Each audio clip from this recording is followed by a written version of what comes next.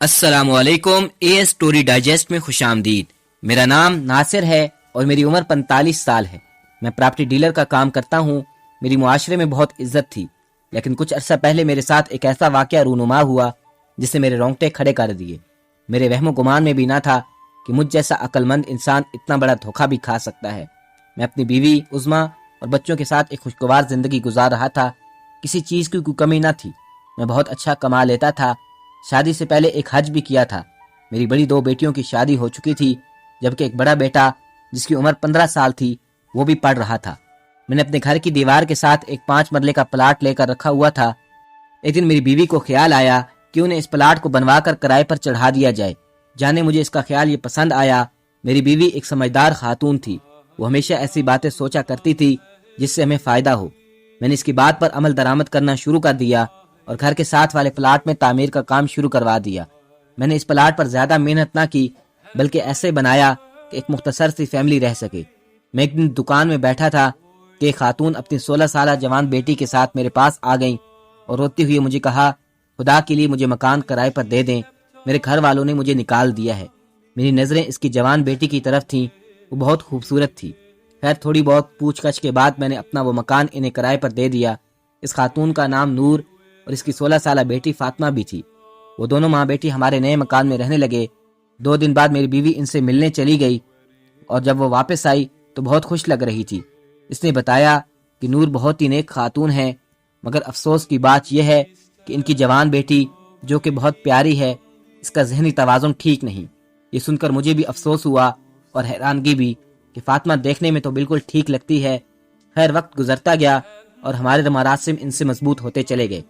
نور روز ہمارے گھر آ جاتی، فاطمہ بھی ساتھ ہوتی میرے بیٹے کے ساتھ کھیلنے کے لیے۔ فاطمہ کے ہاتھ میں ہمیشہ چھوٹا سا بھالو ہوتا۔ فاطمہ کی 2 پونیاں بندھی ہوتی تھی۔ وہ سکول نہیں جاتی تھی کیونکہ وہ ذہنی مریضہ تھی۔ نور نے بتایا کہ 8 سال کی عمر میں چوٹ لگنے کی وجہ سے فاطمہ ذہنی مریضہ بنی ہے، جس کی وجہ سے وہ اب تک بچوں جیسی حرکتیں کرتی ہے۔ یہ سن کر مجھے اور میری بیوی کو مزید افسوس ہوا کہ یہ لڑکی ہمیشہ ایسی ہی رہے گی۔ میں نے نور سے کہا، آپ نے اپنی بیٹی کا علاج کیوں نہیں کروایا؟ کہنے لگی، علاج بہت مہنگا تھا اور ان کے پاس اتنی رقم نہ تھی۔ مجھے ان کی یہ بات سن کر بہت دکھ ہوا۔ میں نے کہا، آپ علاج کروائیں، میں تھوڑی بہت مدد آپ کی کر دوں گا۔ میری بیوی نے بھی یہی آفر کی، کیونکہ میری بیوی بہت نرم دل کی مالک تھی۔ اس نے میری زندگی جنت بنا رکھی تھی۔ سچ کہتے ہیں کہ ایک سمجھدار بیوی بھی خدا کی نعمت ہوتی ہے۔ لبنہ مجھے خدا کی نعمت ہی لگتی تھی۔ میں خود بھی برائی اور گناہوں سے بھاگنے والا شخص تھا۔ میں دل میں خوف خدا رکھتا تھا۔ غریبوں کی مدد کرنا اپنا اولین فرض سمجھتا۔ فاطمہ زیادہ تر اب ہمارے گھر میں رہتی۔ میں جب بھی اپنے بیٹے کی کوئی چیز لاتا تو فاطمہ کے لیے بھی ضرور لے کر آتا۔ میں سمجھتا تھا وہ بچوں کی ذہنیت رکھتی ہے اور ان چیزوں کی منتظر ہوتی ہوگی۔ اگر میں چاکلیٹ وغیرہ اپنے بیٹے کے لیے لاتا تو فاطمہ کے لیے بھی وہی لے کر آتا۔ اس لیے وہ اب مجھ سے بہت مانوس ہو چکی تھی۔ وہ مجھے انکل کہہ کر پکارتی۔ مجھے برا نہ لگتا تھا۔ دوسری طرف میری بیوی نور سے بہت مانوس ہو گئی۔ میں جب بھی گھر آتا، نور اور میری بیوی اکٹھی بیٹھی باتیں کر رہی ہوتی۔ ایسے لگتا جیسے دونوں سکی بہنیں ہوں اور فاطمہ میرے بیٹے کے ساتھ کھیل رہی ہوتی تھی۔ یہ منظر دیکھ کر مجھے بہت اچھا لگتا۔ گھر میں جیسے رونقیں ہو جاتی تھی۔ ایک دن فاطمہ میرے پاس آئی اور کہنے لگی، انکل مجھے باہر جانا ہے، مجھے جھولا جھولنا ہے۔ فاطمہ کی فرمائش پر میں حیران ہو گیا اور اس کے بار بار اصرار کرنے پر میں مان گیا۔ جو بھی تھا وہ 8 سال کی بچی کی طرح ہی تھی۔ میں اپنے بیٹے کو اور فاطمہ کو اسی شام ایک پارک میں لے گیا۔ میرا بیٹا پارک میں کھیلتا رہا اور فاطمہ جھولا جھولتی رہی۔ وہ ہر 5 منٹ بعد میرے پاس آتی اور میرے ہاتھوں میں ہاتھ ڈال کر مجھے اپنی طرف کھینچتی۔ اس کا مجھے اپنی طرف کھینچنا اور اس کے گلے سے دوپٹے کا بار بار گر جانا مجھے بہت عجیب سا لگ رہا تھا، جیسے وہ مجھے اپنے قریب کرنا چاہ رہی تھی۔ میں دور ایک بینچ پر بیٹھ گیا اور یہ سب دیکھنے لگا۔ فاطمہ بہت پیاری اور جوان تھی۔ اگر اس کا ذہنی توازن صحیح ہوتا تو یقیناً وہ اس وقت کالج میں پڑھ رہی ہوتی۔ وہ ایک سمجھدار لڑکی ہوتی، پھر اس کا رشتہ بھی اب تک ہو چکا ہوتا، کسی بہت ہی اچھی جگہ پر، کیونکہ وہ بہت خوبصورت تھی۔ میں لاشعوری طور پر اسے دیکھ رہا تھا اور اسی کے بارے میں سوچ رہا تھا۔ گوری رنگت، تلکی بھورے بال، جھیل جیسی گہری آنکھیں، پتلے ہونٹ، غضب کی جوانی تھی۔ پھر مجھے اچانک یاد آیا کہ وہ تو میرے بچوں کی طرح ہے۔ یہ میں کیا سوچنے لگ گیا ہوں؟ میں نے ایک دم سے استغفار پڑھا اور وہاں سے اٹھ کھڑا ہوا۔ فاطمہ گھر چلیں، اب بہت دیر ہو گئی ہے۔ میں نے فاطمہ کے پاس جا کے پیار سے کہا، انکل مجھے مزہ آ رہا ہے، پلیز تھوڑی دیر اور رک جائیں۔ اس نے کہا، مجھے اس کی معصومیت پر ڈھیروں پیار آ گیا۔ مجھے گھر تو جانا تھا مگر دیر ہو رہی تھی اور پارک میں بیٹھنے کا میں عادی بھی نہ تھا، لیکن فاطمہ کی معصوم سی فرمائش نے میرے پاؤں جکڑ لیے۔ ٹھیک ہے، تم تھوڑی دیر اور کھیل لو، میں نے پیار سے کہا اور پھر بینچ کی طرف جانے لگا۔ انکل پلیز آپ بھی آئیں نا، میرے ساتھ جھولا جھولیں۔ فاطمہ نے اپنے ساتھ والے جھولے کی طرف اشارہ کرتے ہوئے فرمائش کی۔ اس کی یہ معصوم سی ادا مجھے بہت پیاری لگی۔ میں مسکراتا ہوا اس کے ساتھ والے جھولے میں بیٹھ گیا۔ وہ مجھے دیکھ کر بہت خوش ہوئی۔ میں نے اس کی بات مانی ہے۔ میرا بیٹا دوسرے بچوں کے ساتھ فٹ بال کھیل رہا تھا۔ انکل آپ بہت سویٹ ہیں، مجھے بہت اچھے لگتے ہیں، فاطمہ نے میری طرف دیکھتی ہوئی عجیب نظروں سے کہا۔ ایک پل کو مجھے کچھ انہونی کا احساس ہوا۔ اس کی آنکھوں میں نہ جانے کیا تھا، میں سمجھ نہ پا رہا تھا۔ تھوڑی دیر وہاں رکنے کے بعد ہم گھر واپس آ گئے۔ میں نے دیکھا کہ نور میری بیوی لبنہ کے ساتھ بیٹھی ہوئی ہے۔ نور کے ہاتھ میں ہر وقت تسبیح ہوتی۔ میں نے اکثر جائے نماز پر بیٹھا ہوا پاتا۔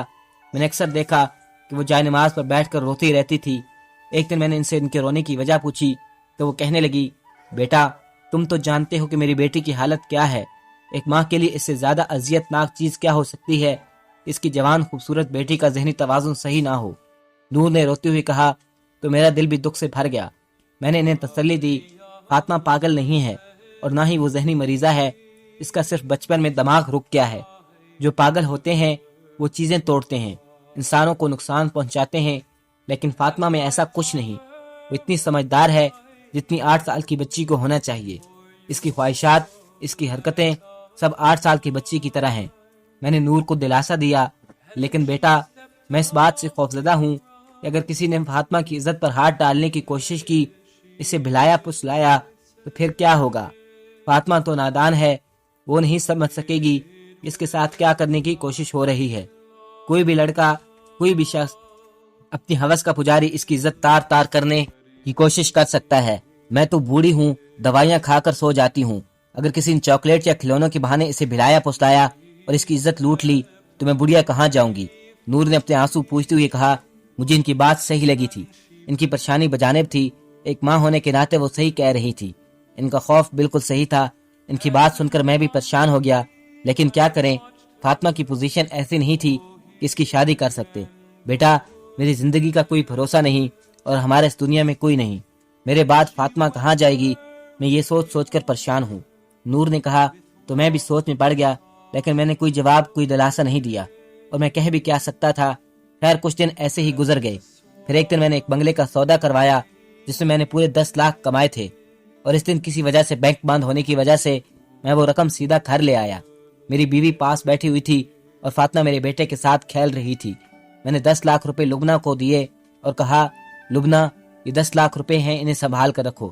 میں نے محسوس کیا کہ 10 لاکھ کا سن کر فاطمہ نے چونک کر ہماری طرف دیکھا۔ یہ میرا وہم تھا یا کچھ اور، میں سمجھ نہ پایا۔ پھر اچانک ہی فاطمہ وہاں سے اٹھ کر چلی گئی۔ مجھے اس کی یہ حرکت بہت عجیب سی لگی۔ ایک تو وہ پیسوں کا سن کر چونک گئی، حالانکہ مجھے لگ رہا تھا کہ وہ کھیلنے میں اس قدر مصروف ہے کہ اس کا دھیان ہماری طرف نہیں۔ پھر یہ اچانک سے اٹھ کر چلے جانا مجھے کچھ عجیب لگ رہا تھا۔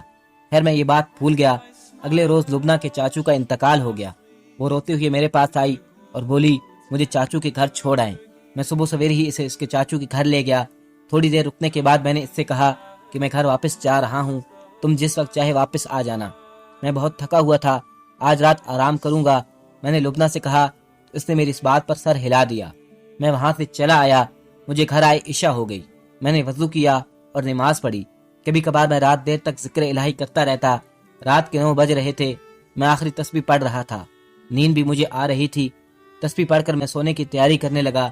ابھی تک کمرے کا دروازہ میں نے بند نہ کیا تھا، ویسے بھی مجھے عادت نہ تھی دروازہ بند کرنے کی۔ میں آنکھیں بند کر کے سونے کے لیے لیٹا ہی تھا۔ تھوڑی دیر بعد مجھے کچھ آہٹ سنائی دی۔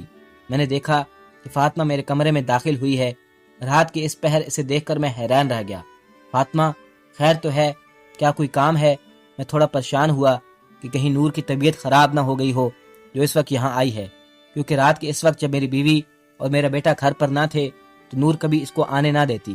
میں نے اچانک فاطمہ کی آنکھوں میں کچھ عجیب سا دیکھا۔ آج اس کے بال کھلے ہوئے تھے۔ میں اسے دیکھ کر حیران رہ گیا۔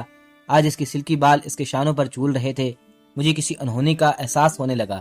میں جو بیڈ پر لیٹا ہوا تھا اچانک کھڑا ہو گیا اور سوالیہ نظروں سے فاطمہ کی طرف دیکھنے لگا۔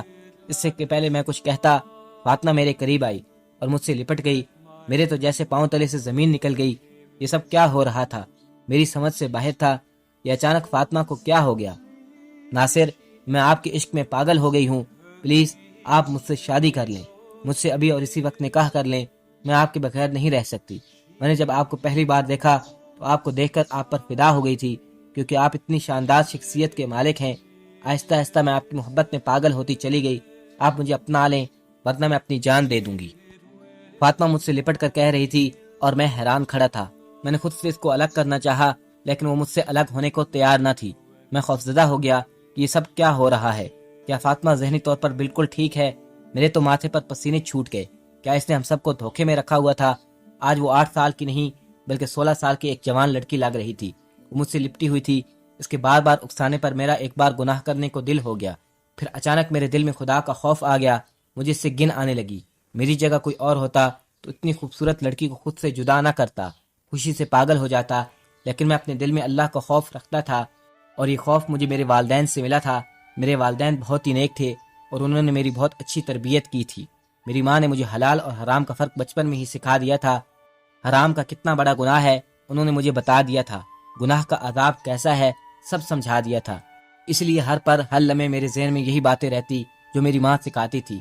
ایک جھٹکے سے فاطمہ کو خود سے دور کیا، وہ لڑکھڑا کر دور جا گری۔ تم نے ہم سب کو دھوکے میں رکھا، اپنی نیک ماں کو دھوکہ دے رہی ہو۔ تمہارا ذہن 8 سال کی بچی والا نہیں، تم تو بالکل ایک جوان لڑکی کی طرح باتیں کر رہی ہو۔ پیار، محبت اور عشق کی باتیں کہاں سے سیکھی تم نے؟ یہ واہیات قسم کی باتیں۔ میں اس پر دھاڑا، میرا غصہ عروج پر تھا۔ مجھے کچھ نہیں پتا، بس آپ مجھ سے نکاح کر لیں ورنہ میں خود کو جان سے مار دوں گی۔ فاطمہ پھر سے بضد ہو گئی۔ فاطمہ، تمہیں شرم آنی چاہیے ایسی باتیں کرتے ہوئے۔ میں حیران ہوں تم اتنی گر سکتی ہو۔ تمہاری ماں تمہارے لیے کتنی پریشان ہے، تم بالکل ٹھیک ٹھاک ہو اور اپنی ماں کو دھوکہ دے رہی ہو، اور تم نے ہم سب کو دھوکہ دیا، بیوقوف بنایا۔ میں غصے سے بولے جا رہا تھا، وہ ایک دم چلائی۔ میں آخری بات پوچھ رہی ہوں، آپ مجھ سے نکاح کریں گے یا نہیں؟ اس نے وحشی آنکھیں مجھ پر جماتے ہوئے کہا، میں لعنت بھیجتا ہوں تم پر اور تم جیسی لڑکیوں پر۔ نکاح تو دور کی بات، میں تم پر تھوکنا بھی نہیں چاہوں گا۔ میں نے غصے میں کہا۔ فاطمہ نے کہا، سوچ لیں، پھر آپ نتائج کے ذمہ دار خود ہوں گے۔ تم مجھے دھمکی دے رہی ہو، یہی سمجھ لیں۔ وہ ایک ادا سے بولی، نکل جاؤ میرے کمرے سے۔ میں نے غصے سے کہا۔ اچانک باہر سے گاڑی کی آواز آئی۔ میں سمجھ گیا کہ میری بیوی واپس آ گئی ہے۔ گاڑی کی آواز سن کر فاطمہ ایک دم سے آگے بڑھی اور اس نے کمرے کا دروازہ بند کیا۔ پھر اچانک اس نے اپنا دوپٹہ دور پھینک دیا اور اپنے کپڑے خود ہی پھاڑ کر میرے گلے لگ گئی اور چیخنے چلانے لگ گئی۔ مجھے یہ سمجھانے میں دیر نہیں لگی تھی کہ یہ لڑکی میری عزت کا جنازہ نکالنے کی تیاری کر رہی ہے۔ اس کی چیخیں سن کر میری بیوی دوڑی ہوئی اندر آئی، ساتھ میں نور نہ جانے کہاں سے آ گئی۔ میری بیوی کا کزن بھی اس کے ساتھ تھا۔ دروازہ کھلنے سے پہلے ہی فاطمہ نے مجھے پکڑ کر اپنے اوپر کر لیا اور ہم دونوں زمین پر گر گئے۔ دیکھنے والوں کو یہ تاثر ملا کہ میں جیسے اس پر جھکا ہوا ہوں۔ انہیں دیکھ کر فاطمہ چلانے لگی، بچاؤ بچاؤ، انکل مجھ سے بدتمیزی کر رہے ہیں، بچاؤ۔ فاطمہ روتے ہوئے کہہ رہی تھی۔ میں ایک جھٹکے سے اٹھ کھڑا ہوا، یہ جھوٹ بول رہی ہے۔ میں اپنی بیوی اور نور سے کہا، میں سوچ بھی نہیں سکتی تھی کہ آپ اتنا گر سکتے ہیں۔ لبنہ نے میری طرف حیرت سے دیکھتے ہوئے کہا۔ نفی میں سر ہلانے لگی۔ بیگم، میرا یقین کرو، یہ لڑکی دھوکے باز ہے، ڈرامے باز ہے، یہ ذہنی مریضہ نہیں، یہ بالکل ٹھیک ہے، یہ جھوٹ بول رہی ہے۔ میں نے لبنہ سے کہا، مگر اس کی آنکھوں سے مجھے معلوم تھا کہ وہ بالکل یقین نہیں کر رہی۔ میری معصوم سی فرشتہ جیسی بچی پر اتنا گھٹیا الزام لگاتے ہوئے تمہیں شرم نہیں آئی؟ میری معصوم سی بچی کی خوبصورتی دیکھ کر تمہاری نیت خراب ہو گئی ہے۔ تم بہلا پھسلا کر آدھی رات کو اسے اپنے کمرے میں لے کر آئے جب میں سو رہی تھی۔ میں اچانک جاگی تو دیکھا فاطمہ میرے پہلو میں نہیں ہے۔ میں پریشان ہوئی کہ میری معصوم سی بچی کہاں گئی۔ اس کو ڈھونڈتی ہوئی میں یہاں آ گئی اور اچانک مجھے اس کی چیخ سنائی دی۔ نور غصے سے کہتے ہی جا رہی تھی، میرا یقین کریں، آپ کی بیٹی بالکل صحیح ہے، یہ آپ کو دھوکہ دے رہی ہے۔ میں نے اسے کچھ نہیں کہا، بلکہ یہ میرے پاس خود آئی اور مجھے کہنے لگی کہ مجھ سے محبت کرتی ہے اور میں اس سے نکاح کر لوں۔ اور جب میں نے اسے نکاح کرنے سے انکار کیا تو اس نے یہ عزت لوٹنے والا ڈرامہ شروع کر دیا۔ میں پریشانی سے اپنی بات کا یقین دلانے کی پوری کوشش کر رہا تھا، مگر میں ان دونوں کی آنکھوں سے بے یقینی دیکھ چکا تھا۔ میری بیوی کا کزن بھی حیرت سے مجھے دیکھ رہا تھا۔ ناصر بھائی، میں تو آپ کو بہت اچھا انسان سمجھتا تھا، آپ اتنا گر سکتے ہیں میں تو سوچ بھی نہیں سکتا۔ جب کسی نے مجھ پر یقین نہ کیا تو میں سر پکڑ کر وہیں بیٹھ گیا، کیونکہ میرا کوئی بھی یقین کرنے والا نہ تھا۔ مجھے نور اور بیوی کے کزن کی پرواہ نہ تھی، مجھے بیوی کی پرواہ تھی۔ مجھے اپنے گھر کی فکر تھی، وہ گھر جو میری جنت ہے، وہ بیوی جو میری جنت کا سامان، کہ آج میری بات کی وجہ سے ایک دم مجھ سے بدظن ہو گئی۔ اتنے سالوں کی یقین کو اس نے ایک پل میں ختم کر دیا۔ لیکن اس کا قصور نہ تھا کیونکہ فاطمہ بہت زبردست اداکاری کر رہی تھی۔ اس کی جگہ کوئی بھی ہوتا تو یہی سمجھتا کہ میں غلط ہوں اور فاطمہ سچی ہے، میں گھر چھوڑ کر جا رہی ہوں۔ اس نے روتے ہوئے اپنے کزن کے ساتھ گھر واپس چلی گئی اور میں حیران رہ گیا۔ مجھے اس بات کا ڈر تھا کہ بات اب جنگل کی آگ کی طرف پھیل جائے گی۔ لبنہ کے میکے میں بھی اور ہر جگہ میری محنت سے کمائی گئی عزت ایک پل میں مٹی ملنے والی تھی۔ میں پولیس کو فون کروں گی، تم نے میری بیٹی کے ساتھ زبردستی کی کوشش کی، تمہیں جیل ہو جائے گی۔ میں بھی پولیس کو فون کرتی ہوں۔ نور نے جیسے مجھے دھمکی دی تو میں حیران ہو گیا۔ اس دھمکی پر نور میرا کوئی قصور نہیں، پولیس کو فون کرو گی تو میں بے موت مارا جاؤں گا، میں نے نور سے کہا۔ اچانک میں نے دیکھا نور بی بی کی ٹون اور ان کے چہرے کا رنگ بدل گیا۔ دیکھو ناصر، یہی تو ہم کہہ رہے ہیں، ہم پولیس کو فون کریں گے، تم پر الزام لگایا جائے گا، میڈیا میں خبروں میں ہر جگہ تمہارا نام بھی چلایا جائے گا، تم پر لعنت ملامت کی جائے گی، تمہارا کاروبار برباد ہو جائے گا، تمہاری عزت بھی ختم ہو جائے گی اور تمہارا گھر بھی تباہ ہو جائے گا۔ تم نے دیکھ لیا نا، آج تمہاری اپنی بیوی تمہارا یقین نہیں کیا تو دنیا کیا کرے گی؟ اس سے بہتر ہے جو 10 لاکھ روپے کی رقم تم اس دن گھر لے کر آئے تھے عزت سے ہمیں دے دو، ہم چپ چاپ یہاں سے چلے جاتے ہیں، ہمارے چلے جانے کے بعد سب کو بتا دینا کہ ہم پیسے لے کر فرار ہو گئے، اس طرح وہ بھی مان جائیں گے، اور اگر تم نے ہماری بات نہ مانی تو سب کچھ ختم ہو جائے گا۔ میں سر پکڑ کر بیٹھ گیا۔ نور اور فاطمہ دونوں ملی ہوئی تھی، ان دونوں ماں بیٹیوں کی چال تھی مجھ سے رقم نکلوانے کے لیے۔ میں سمجھ گیا یہ سب انہوں نے صرف میرے ساتھ نہیں کیا بلکہ جہاں جہاں سے یہ ہوتی ہوئی آئی ہیں ہر جگہ انہوں نے ایسا ہی ڈرامہ کیا ہو گیا۔ میں نے سمجھ گیا تھا یہ ان کا گروہ ہے جو لوگوں کو لوٹتے ہیں۔ میرے پاس ان کی بات ماننے کے علاوہ کوئی چارہ نہ تھا کیونکہ میں سمجھ گیا تھا کہ اب کوئی میرا یقین نہیں کرے گا۔ فاطمہ اتنی زبردست اداکارہ تھی جبکہ نور تو اس کی ماں تھی۔ میں لاکھ کوشش کروں لیکن کوئی میرا یقین کرنے والا نہ تھا۔ میں نے 10 لاکھ کی رقم الماری سے نکالی اور ان کے حوالے کی۔ انہوں جلدی جلدی رقم لے کر فرار ہو گئیں اور میں دیکھتا رہ گیا۔ اپنی عزت بچانے کا اس کے سوا میرے پاس کوئی راستہ نہ تھا۔ اپنی عزت کے سامنے 10 لاکھ روپے مجھے کچھ بھی نہ لگ رہے تھے۔ مجھے ان کا افسوس نہ تھا، افسوس تو اس بات کا تھا کہ میری بیوی نے میرا یقین نہ کیا اور میں ماں بیٹی کے ہاتھوں بے وقوف بن گیا۔ وہ دونوں پیسے لے کر فرار ہو گئیں۔ وہ پورا دن میرا اذیت میں گزرا۔ اس بات کو ایک ہی ہفتہ گزرا تھا کہ میں لاؤنج میں بیٹھا ٹی وی دیکھ رہا تھا۔ اچانک میری نظر نیوز چینل پر پڑی۔ نیوز چینل پر ایک خبر چل رہی تھی، 2 ماں بیٹیوں کو کچھ لوگوں نے مار کر ہلاک کر دیا اور ان کے ہاتھ سے 10 لاکھ کی رقم کو چھین کر فرار ہو گیا۔ میں نے تصویر دیکھی تو وہ نور اور فاطمہ کی تھی۔ میں حیران رہ گیا کہ قدرت نے اتنی جلدی ان سے میرا بدلہ لے لیا۔ دھوکہ تو انہوں نے بہت سارے لوگوں کو دیا ہوگا مگر شاید یہ میری شرافت اور نیکی تھی جو میرے کام آ گئی اور خدا نے اتنی جلدی میرا بدلہ لے لیا۔ میں نے اسی وقت اپنی بیوی کو فون کیا اور سب حقیقت بتا دی۔ 10 لاکھ کا سن کر اور خبروں کو دیکھ کر اسے یقین آ گیا کہ وہ لوگ دھوکے باز تھے۔ میری بیوی نے اسی وقت مجھ سے معافی مانگی اور میں نے اسے معاف کر دیا۔ کچھ ہی دیر میں میری بیوی واپس اپنے گھر آ گئی۔ اب تو سب کچھ ٹھیک ہو چکا تھا۔ آخر میں بس اتنا کہوں گا کہ کسی پر بھی اتنا اعتماد نہ کریں۔ اس طرح کے فراڈی لوگ لوگوں کی عزت سے کھیل کر اس طرح سے بھی فراڈ کرتے ہیں۔